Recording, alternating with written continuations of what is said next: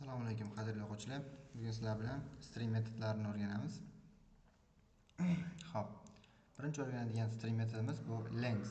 Length degani uzunlik degani, ya'ni stringning uzunligi. Xo'p, misol uchun bu yerda misol keltiramiz. Const matn salom dunyo degan ichida tekstimiz bor.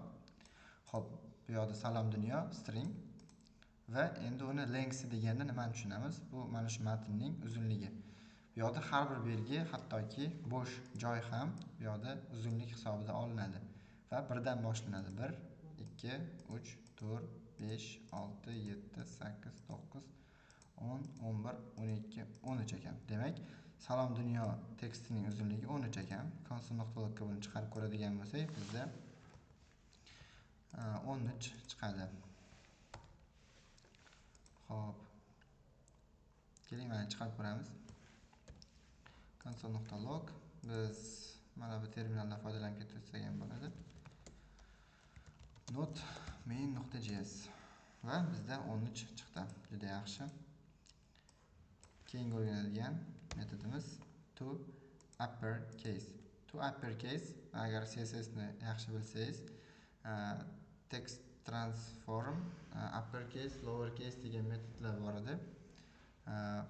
O'shalarni agar yaxshi bilsangiz, bu yerda uppercase degani stringni hamma harfini katta harfga o'girib qo'yadi. Xo'p. Kelinglar buni sinab ko'ramiz. Mana bu yerda misol bor bizda. Mana bu salom dunyoni o'chirib turamiz, kerak emas. Tak, bo'ldi. Demak, bizda salom degan tekst bor kichkina harfda va biz console.logga matnni to uppercase metodi bilan chaqiryapmiz. Va bizda salom katta harfda qaytib keldi. Hop, buni ham o'zingizda sinab ko'rasiz.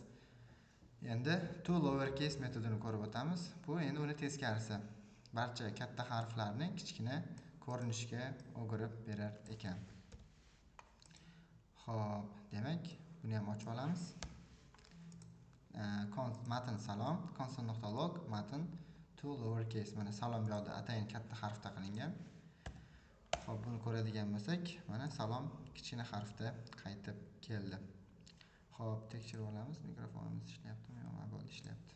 Yaxshi. Includes. Endi includes degan metodni ko'rib o'tamiz. Bu degani includes o'z ichiga olmoq degan ma'noni anglatadi. String ichida ma'lum bir qism mavjudligini tekshiradi. True yoki false qaytarar ekan. Mana shu bizga eng kerakli narsa. Xo'p, keling butun boshli misolimizni ochib olaman. Bizda matn bor ekan. Matnda JavaScript osonmi degan so'z bor ekan. Keling console.logga matn nuqta, ya'ni metod bo'lgani uchun nuqta includes metodini ishlatyapmiz va uni ichiga o'sha kerakli bo'ladigan valyuemizni qo'yamiz, ya'ni oson. Oson degan so'z kelyapti bu yerga. Va includes nima qiladi? Mana shu oson degan so'zni matndan qidiradi. JavaScript osonmi? Demak, oson degan so'z mana bu yerda bo'lgani uchun mana bu bizga true qaytarar ekan.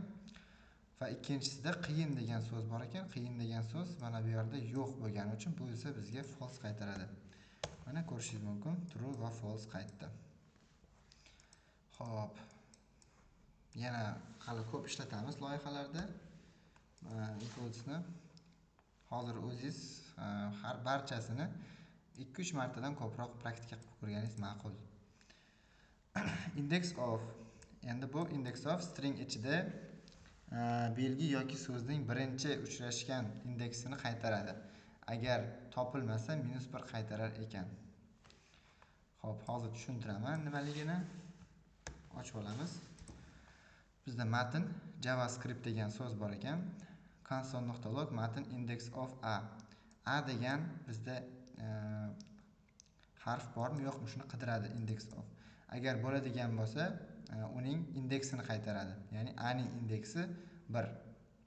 Eng birinchisi uchragani uchun bu yerda 1 qaytaryapti. Chunki bu yerda a ham bor, bu yerda ikkita a bor ekan. Bizga eng birinchisini qaytarib beradi. Endi x so'zini bu yerda qidiryapti. Ikkinchi misolimizda x so'zi bu yerda bo'lmagani uchun natija -1 qaytarar ekan. Demak, index of metodini ham bilib oldik. Buni ham ko'rishingiz mumkin. Mana 1 va -1 qaytardi.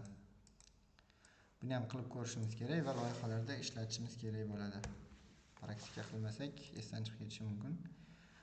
Slice metodini ko'ramiz. Endi slice bu bo'lish degan ma'noni anglatadi. Stringni ma'lum bir qismini kesib oladi.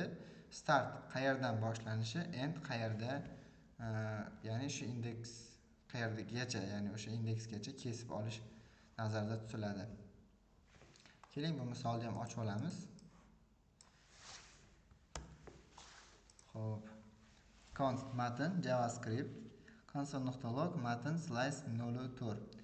Ya'ni 0-indeksdan 4-indeksgacha kes deyapti. 4-indeks bu yoqda kirmaydi. Misol uchun 0, 1, 2, 3 4-indeksimiz C, lekin C kirmaydi. Bizga Java degan so'z kesib olinar ekan. Demak, natija Java chiqdi rostdan ham. Keyingisi esa to'r. Agar startni o'zi bo'ladigan bo'lsa, bitta beriladigan bo'lsa, bu yoqda start bo'ladi bu va bu o'sha boshlang'ich nuqtadan oxirigacha ketadi. Ya'ni 4-indeksimiz S, S dan boshlab oxirigacha ketadi. Java script.